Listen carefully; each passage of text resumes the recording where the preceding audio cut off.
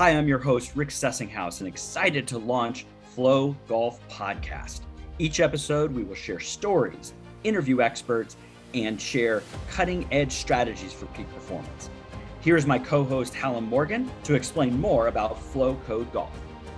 Thanks, Rick. Flow Code Golf is a framework of strategies, principles, and techniques that take us from fear to the state of flow, the state of optimal performance, and the zone where we play our best golf. You can find out more about Flow Code Golf at www.flowcode.golf. And I just want to finish up by saying this podcast is as much your podcast as it is ours. So please ask questions, provide feedback, and get engaged. I hope you enjoyed today's episode.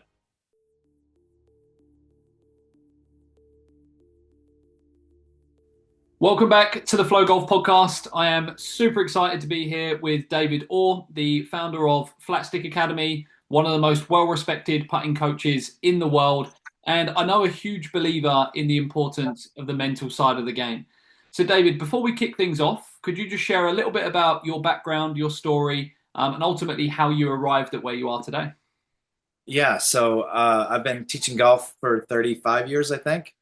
And the last 18 years focusing on putting, starting with doing a lot of putting research when I was at Campbell University, and then continuing that, with Dr. Rob Neal and Phil Kenyon and myself, studying what the body does, right, with the wrists and the forearms and et cetera. And then obviously I taught on tour for 17 years.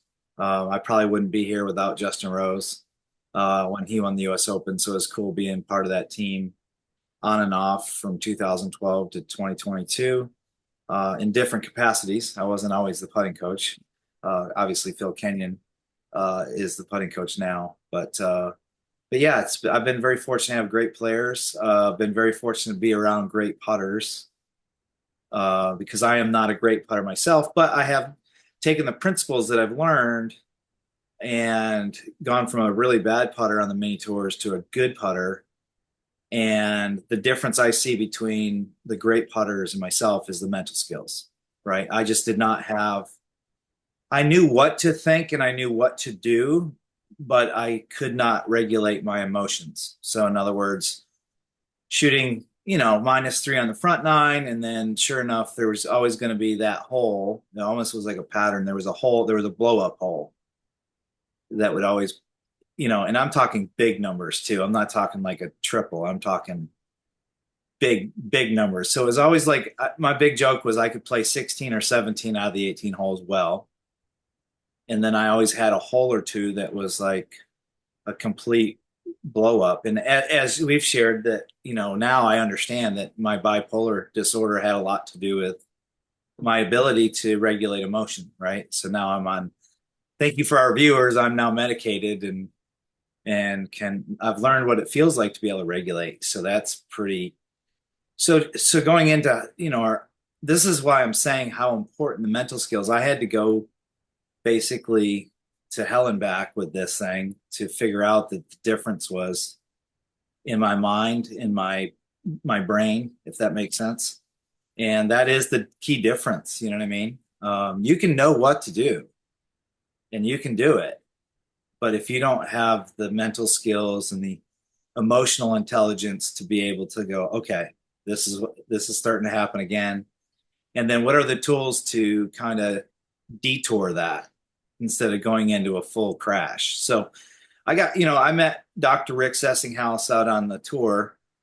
Matter of fact, he was working with Colin and Rosie were playing a practice round. I think we were in Tulsa at Southern Hills, the US Open there. And that's, and Rick and I had run into each other several other times too.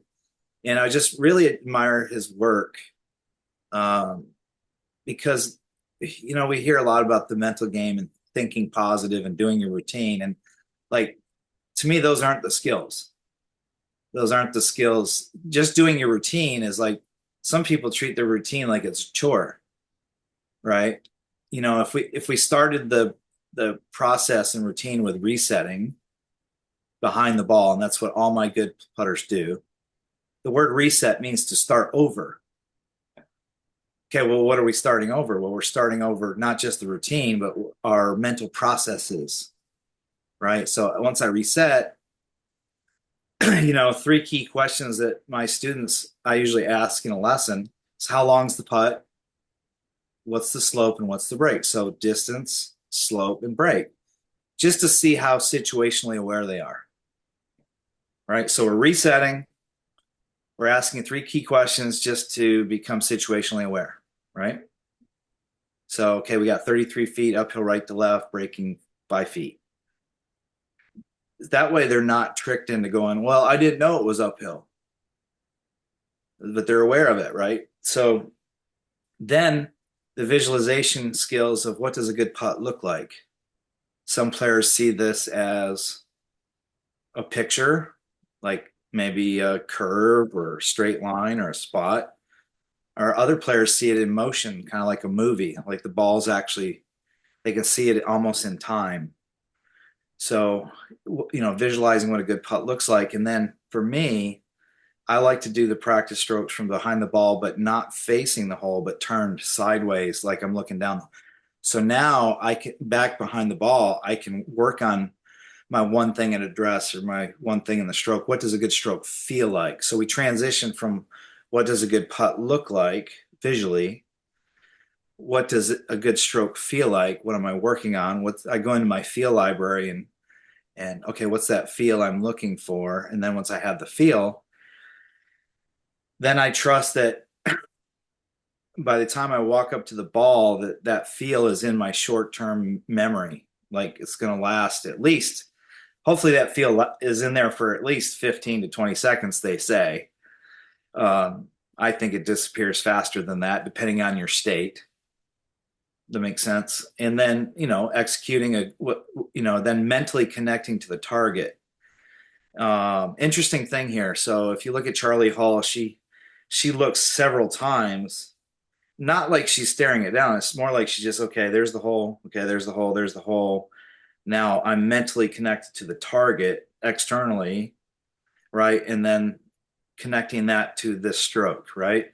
Or you'll see, here's an interesting thing. I was working with Neil Lancaster, who played on the PGA Tour for a long time, and he never looked once he walked over into the putt. I'm like, Neil, aren't you going to look at the hole?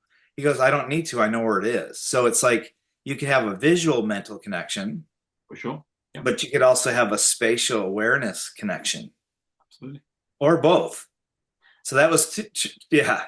So that I'm was assuming there's still a connection to target, right? The important thing is there's still a connection to target, whether it's in his mind or whether it's actually the connection to target. Because reality is, no matter how many times Charlie Hull looks at the hole, she still has to come back and look head down over the ball. So there still has to be some form of connection, spatial awareness and connection that's visual, not necessarily directly looking at it.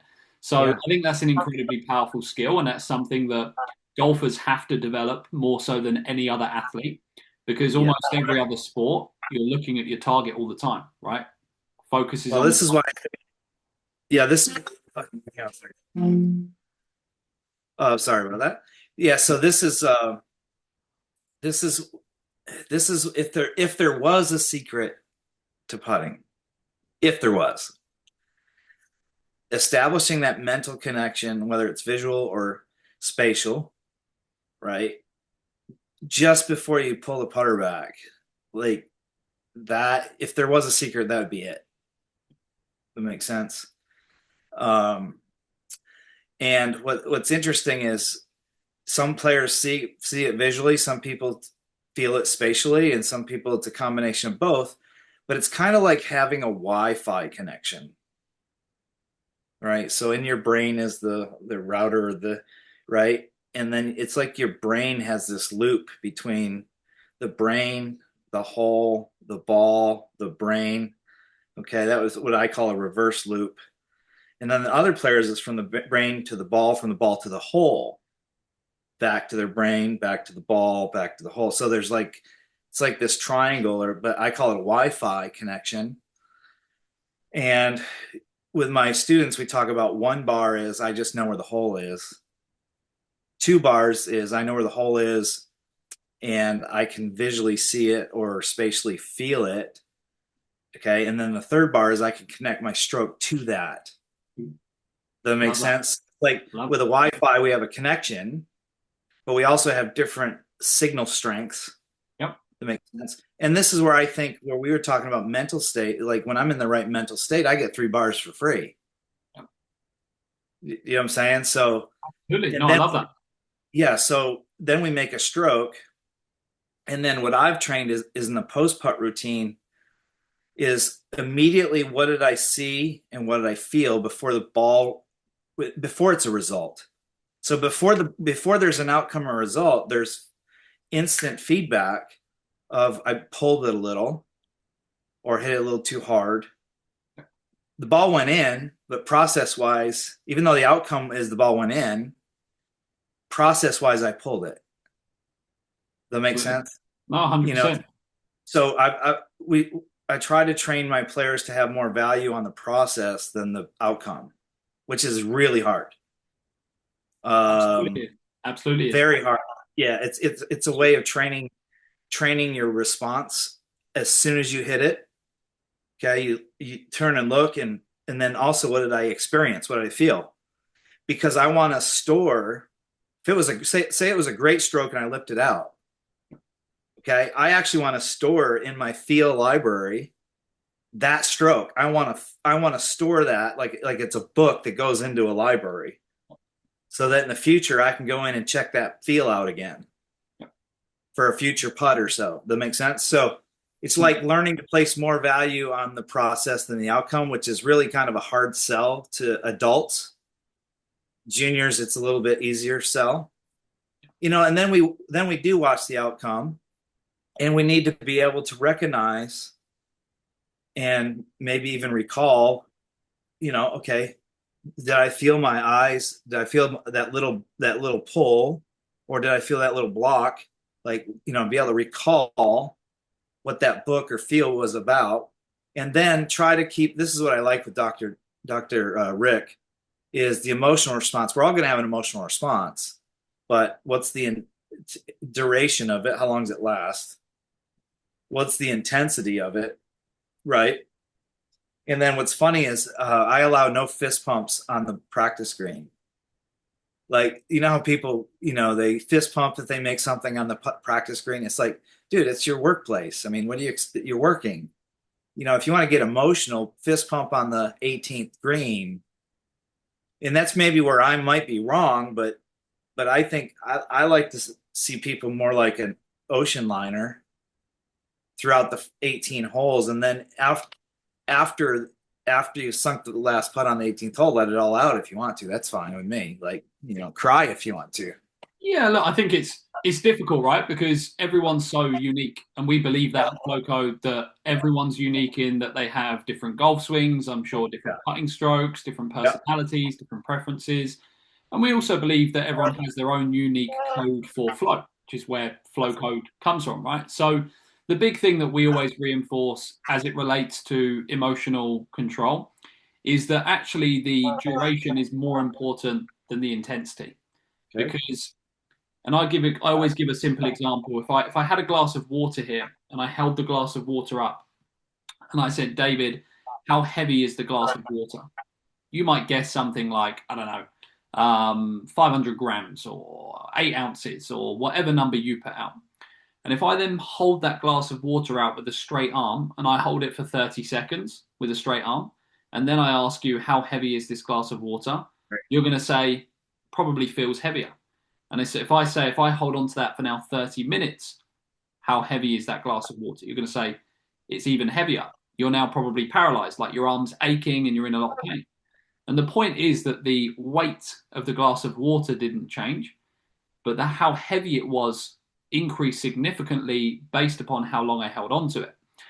We believe that emotions are exactly the same. You don't necessarily change the intensity, but if you hold on to it for a long period of time, it can paralyze you. So you see people all the time who have high levels of emotions that are elite performers. But the difference is that they don't hold on to it for a long period of time. Because I could increase the weight of that water, I could double it, But if I only hold on to it for 5 seconds, it's not really a problem, right? The duration is what creates the biggest problems. So that's always kind of my main focus point when I'm discussing emotional control is, yes, of course, in an ideal world, let's settle down the intensity a little bit. But most important is, first of all, looking at how long are you holding on to that emotion. If we can solve that first, the intensity is less important. Does that make sense? Oh, that's great. I mean, I just learned something right there. Every day it's school day. Yeah, that's great. And the reason why also that um, the emotional regulation is important is because it influences our narrative. And learning to control your narrative about your putting or shifting the narrative of your putting it's important. It's like, how do you talk about your putting? So you just three jack the 18th hole to miss the cut by one, and from the 18th green to the grill room or the scoring table, like you've got to come up with a story to cope with or save face. Or my biggest joke is that fishermen, hunters, and golfers are the biggest liars. We have to come up with these stories that to help us cope with the reality of it, if that makes sense. And sometimes it's like people say, well, I suck at putting, and I get like, I just had a guy like 2 weeks ago. He's a professional golfer, and he's like, I suck at putting, and I'm like, dude, I just watched you putt for 2 hours and you're world class. He goes, yeah, but I don't make my fair share from, you know, 10 to 15 feet. And I'm like, well, what is your fair share? Almost like this sense of entitlement. That makes sense. And as well as I do that 10 to 15 feet, you got to be good at reading the green. Got to get your speed in that right. And speed and line have to be matching. And then, once you hit the putt, a lot of it's out of your own control. Like you can only control your process and how well you do it. And I kind of sense, and I didn't want to say this to a professional golfer, but the reality was probably that his mental skills, there's some chinks in the armor. Yeah. You know what I'm saying? Like, Absolutely. I know you're a professional golfer, you're world class, and like really the difference is mentally. Now, it's a very important thing too. I can make putts and not be in the right mental state, but we're talking about optimal performance. So I think that's a key thing to write down when people are talking about flow or being in the right mental state. We're talking about optimal performance. We're not talking about just going out, hit it, find it, hit it up on the green, hit it and went in the hole. Like, yeah, I can play golf without being in the right mental state. I can play golf without doing a routine, but we're talking about optimal performance. We're talking about being able to perform when I'm stressed. Like that would be the difference. So I had spoke at the open forum last year, and we were talking about platform, the new indoor simulators and platforms. And it's like, yeah, well, in the lab, everybody putts great, because the environment's safe. It's a flat felted carpet. Everybody's a rock star on the platform. And then you take them to the putting green. It's like taking now that animal out of the lab, putting it in the zoo. Well, the zoo's still a safe place. It makes sense, but their behaviors are starting to be a little different. Of course. That makes sense. And then when you put them on the golf course, that's more like putting them in the wild or in the tournament. It's stress. So there's different levels of stress. And parents always ask me, well, why does Johnny not putt good in a tournament? It's because he doesn't have the mental skills to survive what his perceived environment is, which is now inside the ropes, U.S. Kids Junior World Golf Championship, lab putter, and other kids have a Scotty Cameron, and they've got their U.S. Kids Plastic Club or what, you know what I mean? Like there's so much to junior golf. It's incredible. And so much is mental and emotional. You know what I mean? And social I as love well. I love that analogy of the lab, the zoo, and the wild. Like I thought that was a really powerful one, and it's so interesting. And you've seen so many elite players, David. There's this huge disparity between mental skills, even in the best players in the world. Why do you think that is? Why do you think there is such a disparity between some who are just phenomenal in the wild and some who just cannot survive in the wild for a So single part, day? so this is not going to be a politically correct answer. Okay. Bring it on. I think it starts with genetics. Okay. Just in my own family, I have bipolar. My father had bipolar. My uncle had bipolar. My grandfather had bipolar. Their way of choosing led to death. You know what I mean? Of dealing with it. I was the only one in my family that did something about it. Chose not to drink.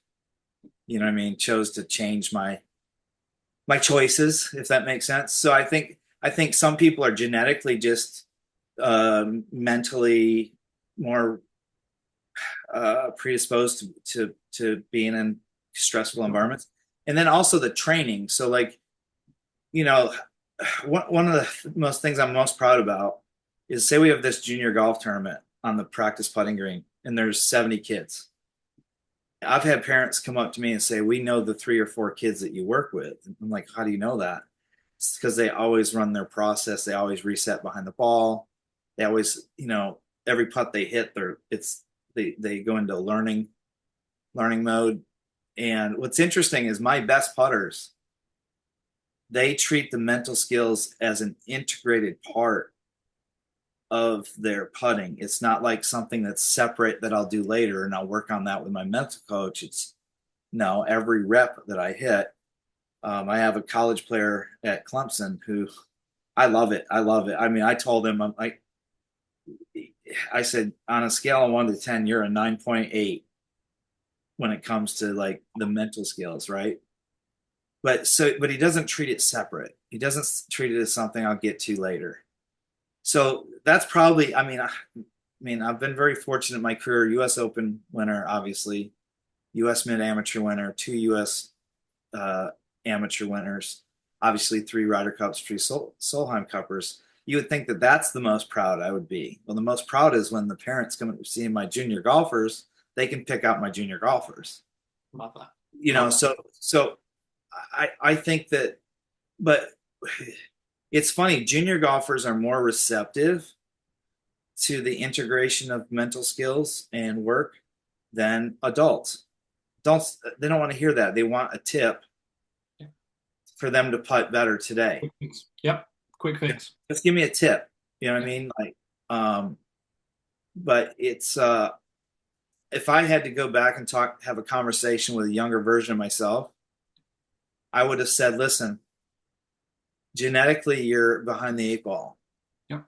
Okay. Right. But that means you need to try and train even harder the mental skills, even harder. Does that make sense? And like you said, everybody's individually different, right? I spent a lot of money when I was playing the mini tours to work with a prominent sports psychologist and mental coach. And I took the Myers-Briggs test. It was like the 300 question version. And he had a tendency to put people in 4 boxes.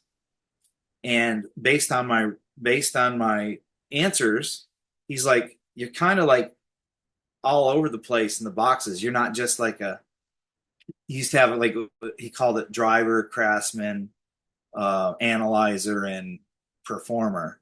And he's like, you keep going back and forth across left brain and right brain, left brain, right brain. He goes, it's very unusual. He goes, you're aggressive, but you're creative. Whereas most people would think I'm analytical. And you know what I mean? So it's funny, like how I played as a player is 180-degree different than what I am as a coach and a researcher. Yeah. That makes sense. But like you said, everybody's individually different. So how you got to have the toolbox that you guys are providing.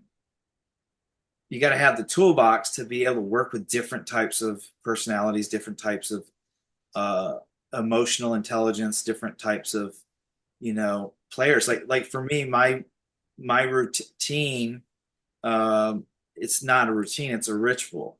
You know what I mean? I think of it as more a spiritual experience than just doing my chores. Okay. But everybody's different. So you had asked me, you know, how important the mental skills are in putting. To me, it's number one. It's the first of my 7 principles of putting performance. And like I said, you don't have to be in the optimal state to make a putt, because let's make golf as simple as it can. All you do off the tee is hit it and find it. Yeah. You got to hit it far enough and find it. And it's either found in the fairway, in the rough, in a bunker, in the water, out of bounds. But you got to find it. Then you got to hit it up on or near the green, right? And then you got to hole out. So if you think about it, it's not till you really get on the green that you start to feel naked. That makes sense. You can hide it off the tee. You can hide it on your approach shot. But you really get exposed when you get on this. And I think that's because you have to hole out. Yeah, I mean, try holding a 4 or 5 foot putt with your heartbeat pumping out your chest and your hands shaking and your knees shaking, right?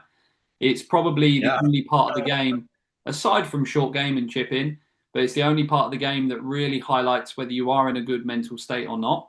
Because you can get away with it, like you say, off the tee. You can get away with it with an iron in your hand. Margin for error is higher. You can be a little bit more amped up, but there's nowhere to hide when you're over that 4 or 5 foot putt.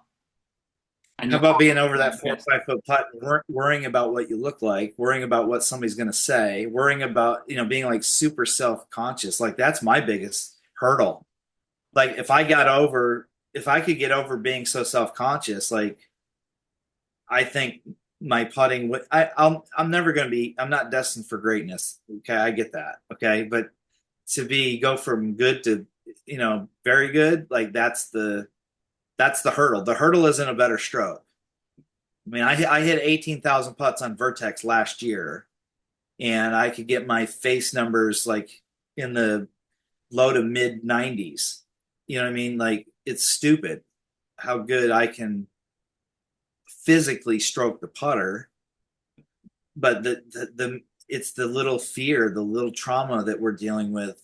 Like my litmus test putt for my mental state is a uphill right to left putt from 4 feet, because there's this fear loop that just keeps running on that particular putt. Yep. You know what I mean? Not 10 feet uphill right to left. It's 4 feet uphill right to left, 3 feet uphill. The fear loop just comes in. And if you don't mind, could you elaborate a little bit on the fear loop when it comes to, like, say a putt of 4 feet? How does one identify the fear loop, and 2, how do they kind of detour out of that little cul-de-sac or roundabout? How do they get out of that fear loop? For sure. No, I mean, in terms of our performance loop, which you're referencing, we talk about it in 2 contexts, right? We talk about it in a fear context and a flow context. And of course, like we're creating a binary example here for impact and for understanding, but it's not an on-off switch. It's very much a dimmer switch. So you're not in full flow or in full fear. But the way that we describe it is that what you focus on is always the start, right? Where your focus goes, energy flows. Now, if you're over that 4 foot putt uphill right to left, my guess is that you're not focused on making the putt.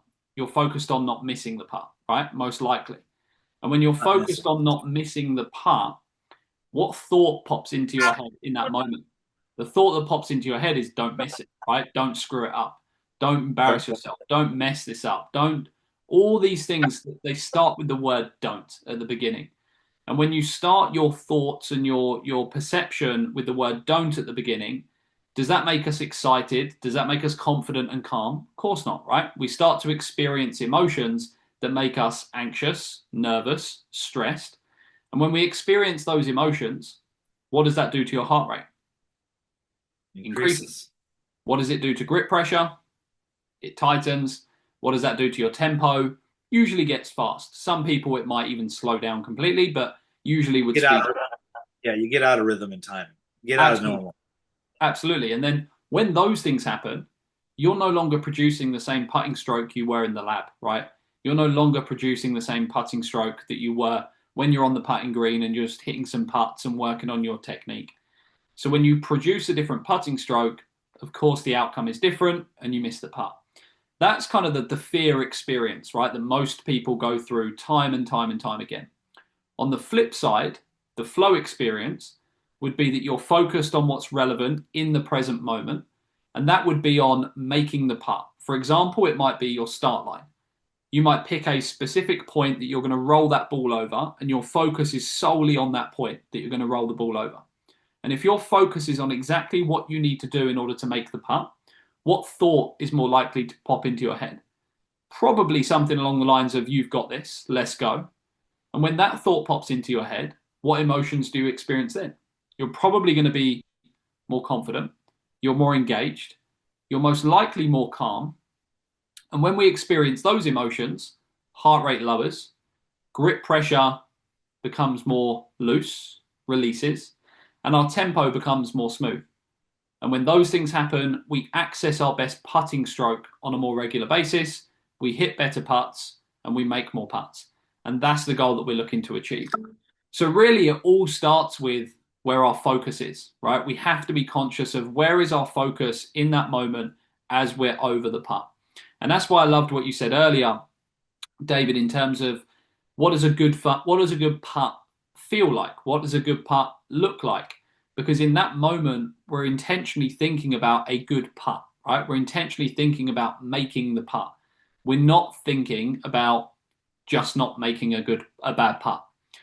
The thing that I have used a few times, and it's come a lot from Josh Alpert, and it resonates with so many players, is an example of if I said to you, David, here's a 4-foot up the hill putt from right to left, and if you hole it, what's your favorite food, David? I'm going to ask the question first. What's your favorite food? It's got to be veal parmesan. It's got to be veal parmesan. Okay, perfect. Veal parmesan. So if you make that uphill putt right to left, I'll buy you veal parmesan for dinner tonight.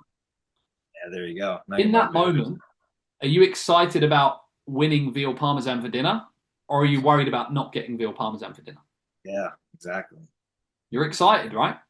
You're focused purely on making the putt, and you're excited about the opportunity that's in front of you. So I honestly say to so many players, like if pizza's their favorite food, just think about making putts to win pizza. If you make that putt, more pizza. If you make that putt, more pizza, more pizza, more pizza. And when you have that perspective, it changes absolutely everything. It changes what you focus on. It changes what you think. It changes what you feel. It changes your mental, emotional, and physical state.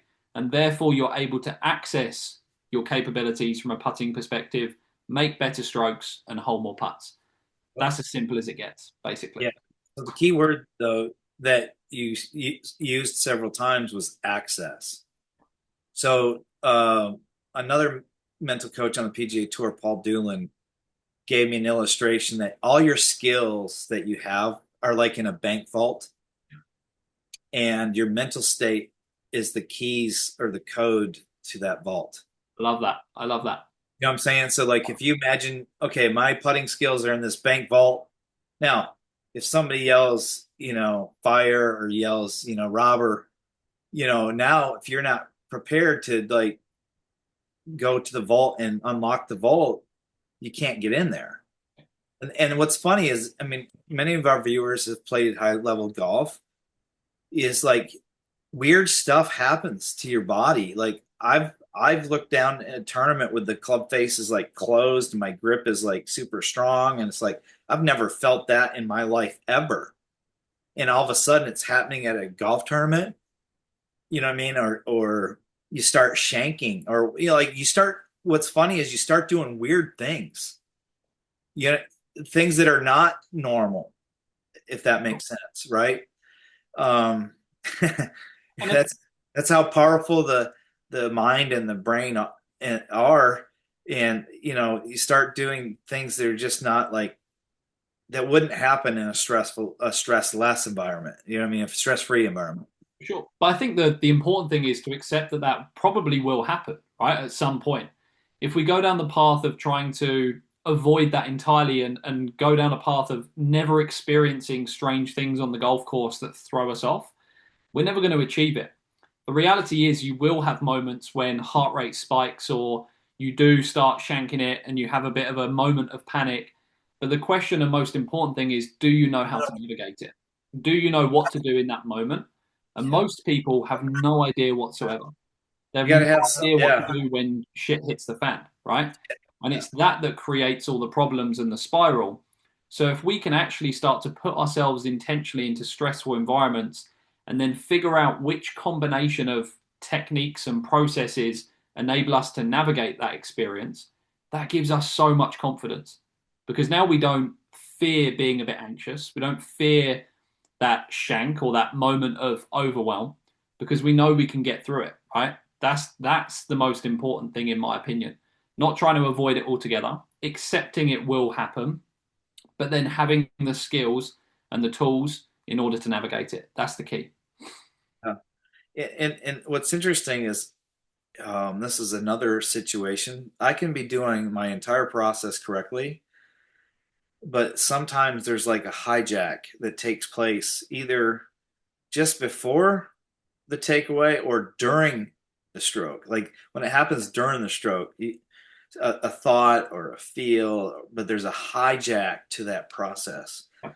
Because what's interesting is when I am in a flow state, it's funny that it's like there's a rhythm to it.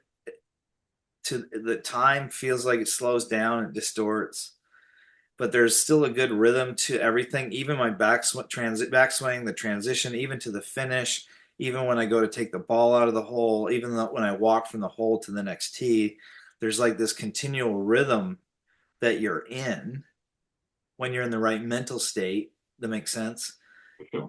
But what's interesting is you can be in that state and all of a sudden there's a hijack to it. That makes sense. And it was the hijacking that would cause me to like, okay, I shoot 3 under. I just make a birdie on number 9. This actually happened in New York State Michelob Open qualifying.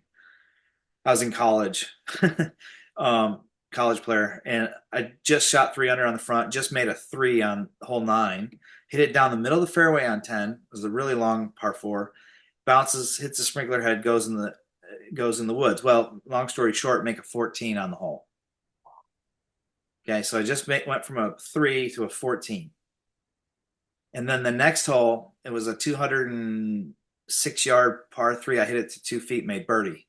So I went birdie, 14, birdie. Wow. Right?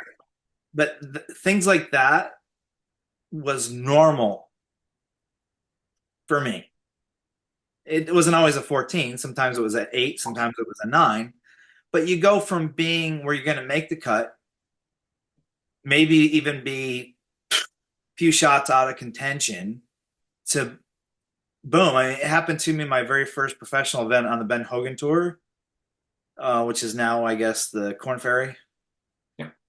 Again, I get to 3 under through the front 9, and I'm holding on for dear life, holes 10, 11, 12.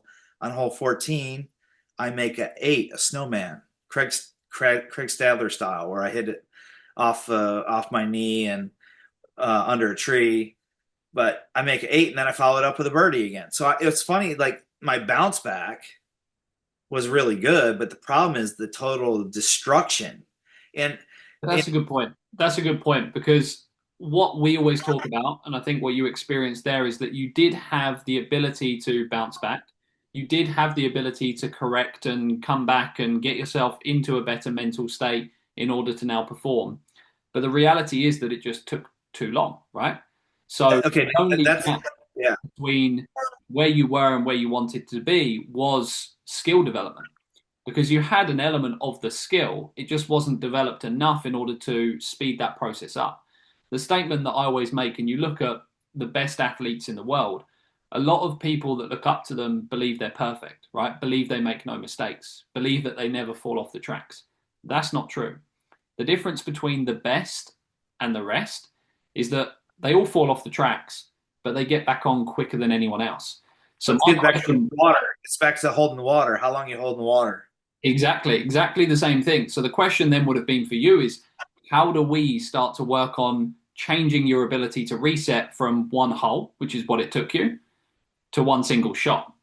And if we can make that change from one hole to one shot through skill development, so improving your ability to utilize things like breath and visual and sound, in order to reset in between that shot before you get to the next one. Now all of a sudden we've saved 6, 5, 7, however many shots we've saved because the reset was able to happen so much quicker. But that doesn't just happen overnight and with no intention. That happens with true training, true skill acquisition, and then we get to that place where it's a shot that we fall off, not an entire hole. And that's basically what we have to keep working on, right? We have to keep refining those skills so we become elite at them the same way we're elite at other aspects of the game. And it just came to me as you were speaking about it. So like how long I was holding in the water was the issue, but I had the ability to bounce back. So what's interesting is I had a bunch of friends of mine that were playing out there on the mini tours, and one of them actually made it to the PGA Tour. He's a multi-million-dollar winner on the PGA Tour from a Division III school.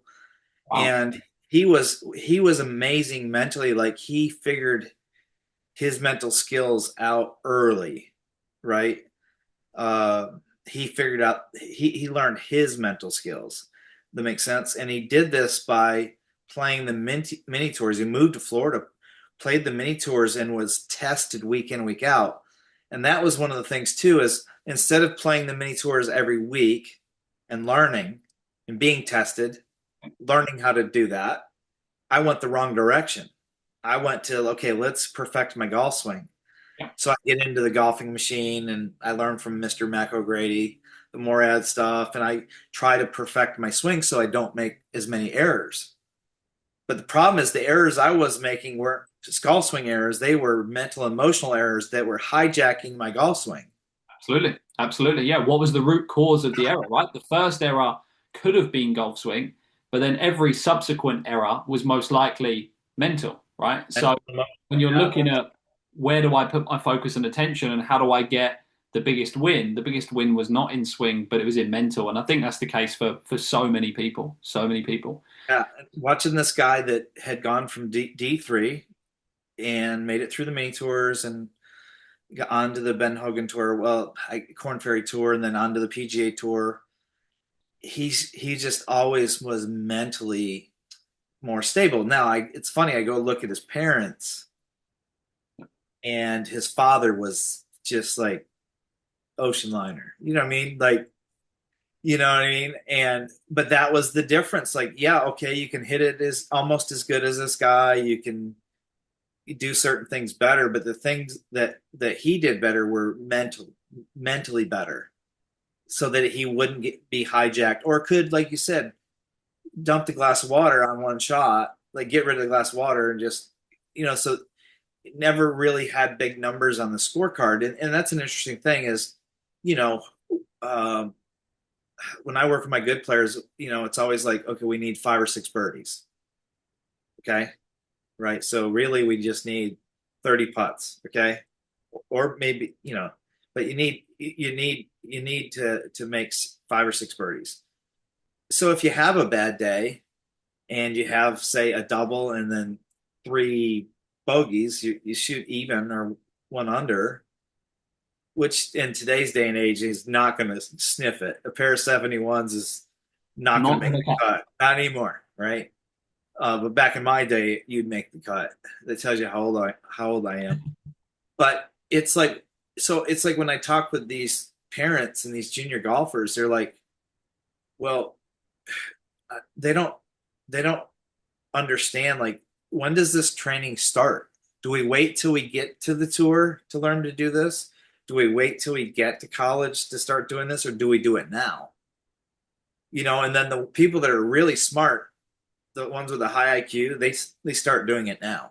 Yeah, I mean the ones that honestly sustain it, because a lot of people say as well, how long do I need to train the mind in order to like get to where I need to be? The reality is, like, I know it's not the answer people want, but it's never ending, right? The same way that you have to brush your teeth every day, because if you brush your teeth for 30 days, then stop, you're going to have pretty grim teeth after a certain period of time. Working on the mind is no different. So the ones that I see the most success in are the ones that realize, yes, I understand how this is going to help my golf performance, but ultimately, this is about me developing as a person, as a human being. This is personal growth, regardless of what I'm looking to achieve greatness in. I know this will help me. And when they buy into that and they buy into that long-term development and that belief that every day they show up, they're trying to become the best version of themselves across every facet, they're the ones that sustain it because they see it as a lifelong endeavor. They don't see it as that quick fix. So I think that's incredibly, incredibly important. Yeah. So, David, in terms of, we've got obviously listening to the podcast, we have a ton of coaches, academy owners, we have golfers as well, players of all levels that listen to the podcast. Could you share just maybe one or two simple drills or exercises that you have your players do in order to integrate the mental game into the practice that they're already completing? Because I do think that's one of the quickest wins that anyone can implement. If you're on the putting green tomorrow and you want to work on your mental game whilst also working on your putting, what do you have some of your players do, just as an example? I know it's contextual and it's unique for everyone, but what would be some of your favorites to go to? Yeah, so I don't use drills. Anybody that knows me, I'm a minimalist when it comes to drills. Now, there are certain drills. I like performance games or drills. Um, like a hurricane drill, and like you get four. Say you got a 3 footer, 4 footer, 5, 6, 7, 8. Like how many attempts would it take a tour player to get through this to make them all in a row? It would be four, right? So that would be a performance drill. Like you got 4 tries to make them all. Makes Sure. sense. Yeah. Um, but what's interesting is like I when I work with a player mentally, it's like getting them to reset. So we have what's called a no-rake rule. So you know how players will hit a putt, rake a ball over, hit a putt, rake a ball over, hit a putt, kind of like what they do when they're doing the block practice. And so what we do is we employ what's called the no-rake rule. You have to hit a putt, can't rake a ball over until that one stops. Love it. And I ask them, well, why is that? And they go, I don't know. I'm like, because all the learning takes place after you hit a putt. So learning, getting that habit of watching the ball roll out till it stops. You're getting a sense of the distance. You're getting a sense of the amount of time the ball's spending on the slope. You're seeing how much it moves sideways. You're watching how smooth it is or how true it is. Like there's so much information. All the learning's taking place after you've hit a putt. It's kind of like wine tasting. Really good wine taster can tell you the grape, the barrel, the region. That makes sense. So same thing when you hit a putt. So now getting them in the habit of no raking and then resetting. Like that is one of the hardest habits to break because, somebody sent me a video of the former world number 2 ranked girl golfer on the LPGA tour, lady golfer on the LPGA tour. And here she is, rapid firing 6 putts in a row from her stroke station, which by the way, that you can get exempt from the no rake rule if you're in a stroke station. But you know what's interesting? My best players, whether they're on a mirror, chalk line, they still reset. My best ones still reset behind it. Because when you're resetting, you're going through that mental process again. Okay, this is 4 feet uphill, straight. What's a good putt look like? What's a good stroke feel like? Walk in, mentally connect, and go. Like that's kind of like working their process to me with them is how I go about doing it rather than some drill. That makes sense. Like teaching them to go through the process and making that process flow. So we always talk about it's not A, B, C, or D. It's flowing from A to B. It's flowing from B to C, flowing from C to D. And we talked about this a little bit last time on our phone conversation. The problem isn't so much the steps, it's in between. Golf's a hard game because you're in flow. You walk for 2 minutes, you're out of flow. You're right. You're in flow or trying to get back into that, then you're out of it again. Well, this time when you're out of it, you're walking down the fairway because your ball's near the out of bounds marker. So now you're walking really fast to see if it's. Do you know what I'm saying? So golf's not a game where like skiing is continual flow. It's almost instantaneous. Skydiving, mountain climbing, any sport that involves like near-death experiences or something that feels like that, the brain just goes right into it. because of survival, Don't right? have any other Probably, option. No other yeah, option. yeah. So I ski a little too fast for the liking of the ski patrol. They actually asked me yesterday if I was a racer. and, and I mean, but I'm in control. See, that's the difference. So the rule on the mountain is this: you're not allowed to ski fast and out of control, but I'm in control. So yes, I'm faster than most, right? But I'm in control. I can stop. Whereas most people on the mountain, they're out of control. They got one French fry, one slice.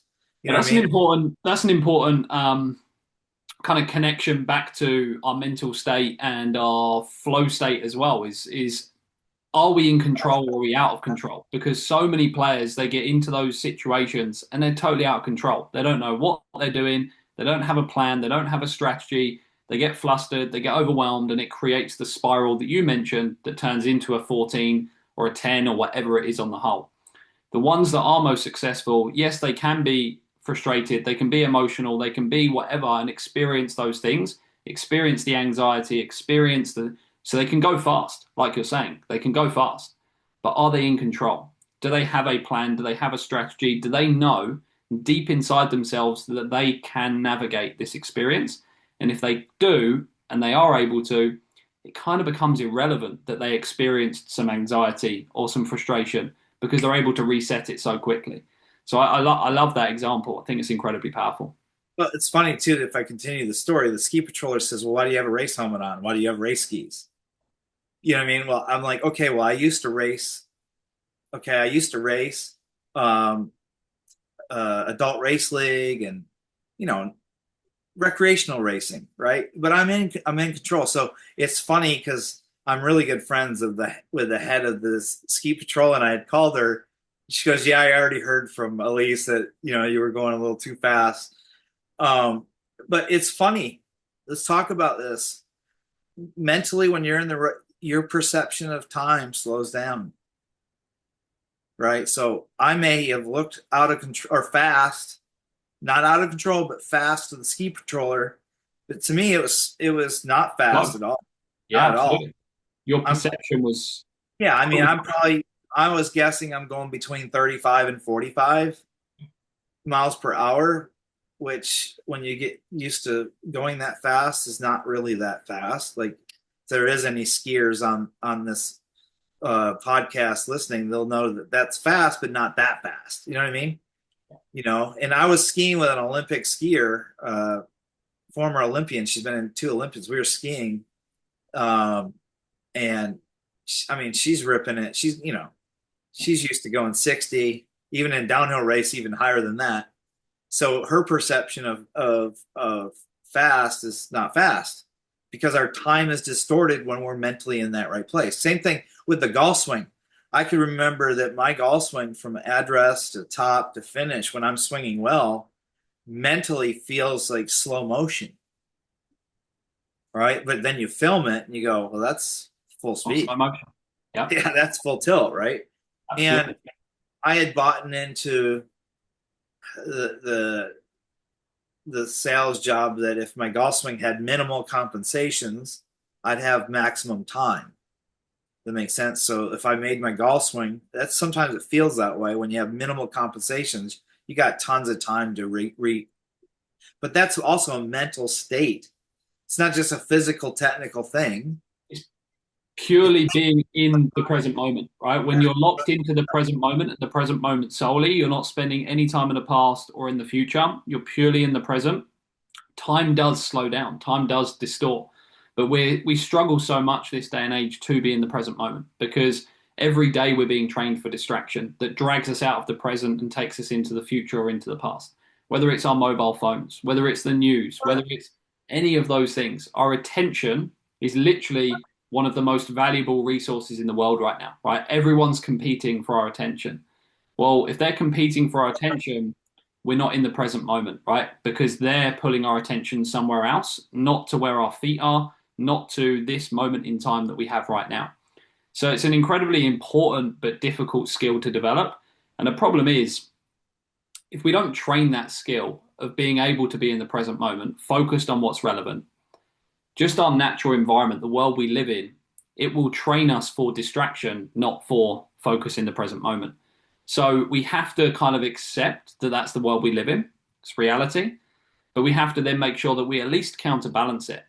And if we understand that our environment is going to take us out of the present, we need to make sure that we're doing as much work as possible to bring ourselves back to the present moment. And that's very, on a small scale but important level, what you're doing with the no rake rule, right? Because immediately, if someone hits the putt and they immediately rake, they're already in the future. They're thinking about the next putt before the current putt's finished. Whereas if you force them, no rake, watch the putt all the way until completion, it's challenging, but it holds them in that present moment right there. And only there does time slow down. Do we collect more information that's going to give us feedback to become better? So all of those components are so, so important. I love that. I love that, David. So what's interesting? So when I have a really good player that's already doing these things, you know what I mean? And they don't even realize they're doing it. They just do it. I will emphasize, I won't have to teach it to them. I'll say, do you know what makes you different than everybody else? And they're really like, what? I'm like, you run your mental process all the way until the ball stops. Yeah. You know what I mean? Like there are players that come to me that's what they do. They weren't necessarily taught it. It's what they do. Sure. You know, sure. so I'm sitting there going, okay, cool. I don't have to teach this person how to do that. You know what I mean? Saves you the job for sure. Well, and then we can focus on other things. And I know we got to go here in a minute, but one last little thing too. There's a difference between being aware of your stroke versus thinking about your stroke. Yeah. And so awareness and thought are not the same things. You know, like, okay, if I'm just focusing on, okay, my grip and my stance and then take it back straight, like now I'm not mentally connected to the target. Yeah. I'm internally focused, right? Okay, now what's interesting is pretty much every sports psychiatrist or coach in the world will tell you when your external attention is external and attached to that you're going to perform better. Sure. But what's funny is the best putters that I've worked with connect both of them through awareness. So yes, their mind is seeing the ball going in the hole at 4:00, and it's connected to a stroke that feels like this. Yep. So it's like, yeah, okay, the worst thing is to be thinking about your stroke by itself. Yep. Next best thing is being attached to your target, which everybody will agree to. Sure. But I have found the best can attach that skill with this feel. Like they can take the two and connect them together. And like I said before, if there was a secret, that would be it. Yeah. And is that, I know, again, final piece on this, but a question I really want to ask to follow up on that. Is there a way that you train that as of now, or is that something that you're trying to figure out? How do I train that in someone? Well, you got to figure out if they can do it. Yeah. Now, you train the external. I think you train the external first. And then do they have a high enough golf or putting IQ to do the second? They may or may not. That makes sense. But I know Stan Utley told me that he just focuses on controlling this much of the putt. Like if the stroke was this big, he's in control of this much. That's it. So I know that he's focused more on the stroke than the target, but his brain might be like Neil Lancaster, where I already know the target is. I don't have to look at it. You know what I'm saying? It's almost like hockey player, soccer player, basketball point guard. It's like knowing where the puck's going. Does that make sense? That's that mental skill. You know, not where the puck is, it's where the puck's going, if that makes sense. So, but I think that's why a lot of performance coaches, especially putting coaches out on tour, do well is they keep, you know, these guys spend so much time in their stroke stations that they do need to be reminded, like, let's work on some external cues. Like Phil Kenyon, who's a good friend of mine, is so much better at coaching putting than me in that regard, right? I'm more the problem solver. When people like have problems with their strokes, I'm more the stroke guy, if that makes sense. Like, whereas like Phil is so good at coaching performance. John Graham's really good at coaching performance. and at the tour level, it's about keeping your skill set high and keeping your mental skills sharp, right? Absolutely. And that's why you see a lot of but you'll see them working externally, right? But like I said, it's funny if you listen closely to Tiger and you watch him closely, and I've been fortunate to do a practice round with him with Hunter May. I was working with Hunter Mahan. This is the British Open in 2013, I think. Yeah, so the year I think Rosie won the U.S. Open. Tiger, you just listen to him talk. He's always talking about putting to the picture. Well, it's not that he's just got the picture; he's putting to the picture. Like, in other words, the picture is what he sees, but the stroke is what he feels. Right? Love that. You know what I'm saying? So, like, when he says putt to the picture, it's like he's not just using visual skills. He's using both, right? He's Absolutely. using both together. So it's not one or the other. But I would agree, and research has backed this up, that if you're externally focused, you're going to putt better. But I'm saying there's another level to this. It's not black or white. It's a certain color, shade of gray. But I would argue, I would argue you can feel the putt externally as well. So if you're feeling a certain part of your body, that, in my opinion, is external still, right? You're not necessarily in your mind, internal processing thoughts. You're feeling an external experience in your body. So it's still external, but you're having two external focuses, one being the target from a visual perspective, and another one being in your body from a feel perspective. So it's funny because, it's just different terminology.